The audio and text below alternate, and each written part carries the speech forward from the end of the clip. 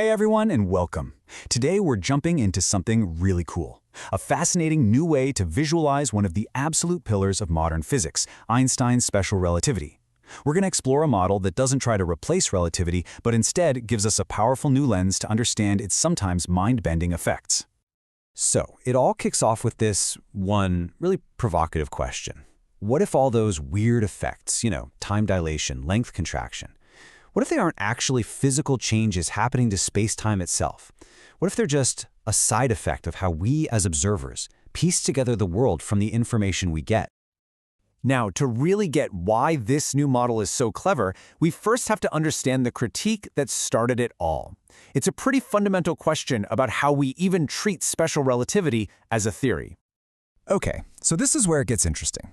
The core criticism here is that special relativity is, this perfect, beautiful mathematical system. But, and it's a big but, it works as a pure thought experiment, maybe overlooking the messy, real-world act of an observer actually measuring something out there in the universe. So this really breaks down into a few key ideas. The model argues that traditional relativity doesn't really factor in the observer's own motion through the cosmos.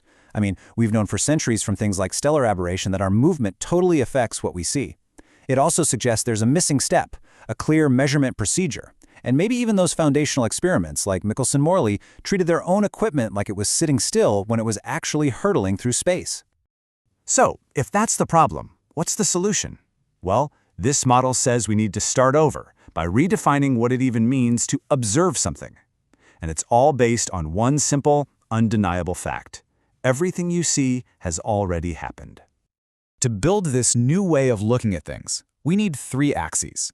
The first two are old friends, x for physical space and t for physical time. But this third one, the m-axis, well, that's the secret ingredient here. It stands for memory recourse, and trust me, it's a whole new way of thinking about how we perceive things. Right. This is absolutely crucial. The m-axis is not another time dimension. You can't travel along it. Think of it more like a measurement of how deep you have to dig into the past to see something. So if you're looking at a star that's 10 light years away, the light you're seeing is 10 years old. Your m value for that star is 10 years. It's the pastness of the information. And this just lays it out perfectly. First, an event happens. Then, the light from that event has to travel all the way to you. You finally receive it, and only then does your brain reconstruct an image of what happened. There's always a delay. This model takes that time lag and turns it into a key piece of the geometric puzzle of our reality. Okay, this is where things get really visual and, honestly, kind of beautiful. The model introduces what it calls the XM semicircle. You can think of it as a map of all the information arriving from the past hitting your eyes at this one single instant, right now. And it's all described by this wonderfully simple equation. Yeah, it looks just like the equation for a circle, right? That's because it is. It perfectly connects how far away something is in space, that's the x, with how far in the past it is, that's the m, and wraps it all up in one elegant geometric shape. So, let's break this down. The radius, r, that's basically the edge of your observable universe, the farthest back in time and space you can possibly see. The x-coordinate is just how far away an object is.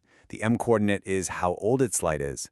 And the arc itself, that represents every single thing you can possibly see right at this moment, all laid out by its distance in space and time. But of course, the universe isn't a static photograph. Time is always flowing. So how does the model handle that? Simple. It takes that semicircle, that snapshot of now, and stacks them, one after the other, through time. Just think about it. At every single moment of your life, a new wave of information from the past is washing over you. Every one of those moments creates its own unique XM semicircle, a complete map of your observable past at that specific instant. So, when you stack all those moment-by-moment semicircles along the time axis, the t-axis, you get this amazing structure called the observation world tube. And listen, this is so important. This tube isn't a real physical thing out there in space. It's a geometric record of your perception of reality over time. It's the movie of the universe that your brain is constantly playing for you. All right, and here's the big payoff. This is where it all comes together to explain relativity in a totally new light. The model suggests that relativistic effects aren't physical distortions of space-time at all. Instead, They're just geometric rearrangements of the image inside our own observation world tube. Just look at this breakdown. It's like a translation guide. What we call time dilation becomes the difference in the M value, how past an event seems. Length contraction isn't a physical squishing, it's just a projection effect, kind of like casting a shadow. And the whole famous relativity of simultaneity idea? That's just two different observers slicing their personal world tubes at slightly different angles. And here's the most elegant part of this whole idea. In this model, the actual information, the length of the arc on that semicircle of the past, is invariant. It never, ever changes. It doesn't physically shrink or stretch, no matter how fast you're going. But its projection, its shadow, onto our spatial x-axis, that changes.